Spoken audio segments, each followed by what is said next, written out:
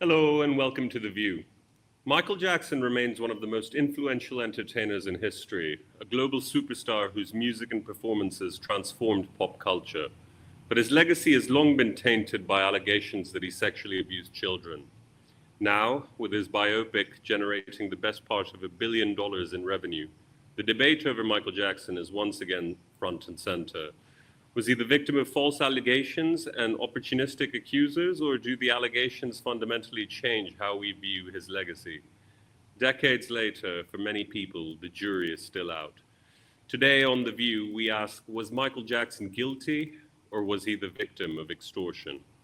And joining me is the award-winning journalist Charles Thomson. Charles has made a name for himself as one of the leading authorities on Michael Jackson's life, and we're fortunate that he's been able to carve time out of his busy schedule to speak to us. Hello, Charles, how are you? Yeah, I'm fine, thank you. Thanks for having me. How are you doing? Of course, my pleasure. Charles, I come into this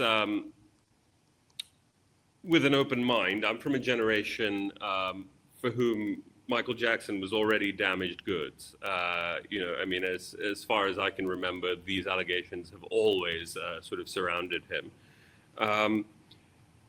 And yet, while I was doing my research for this show, the more I looked into it, I suppose the less convinced I became of his guilt. I suppose I'd like to start by asking you what your broad understanding or your broad sort of feeling is about Michael Jackson. I mean, do you believe that there is sufficient doubt about whether or not these allegations are true, or do you think we can say that he was a child molester?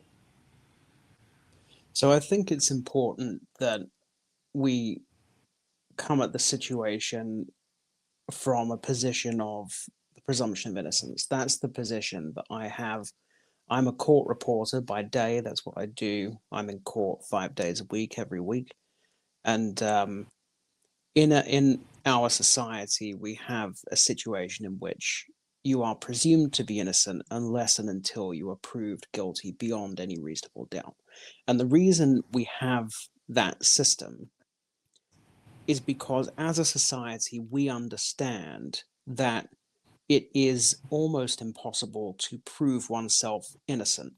So anyone can make an allegation against anyone, and it is unreasonable to place on the accused person the burden of proving that they are innocent. And the analogy that I always use is, imagine if you have been to the Grand Canyon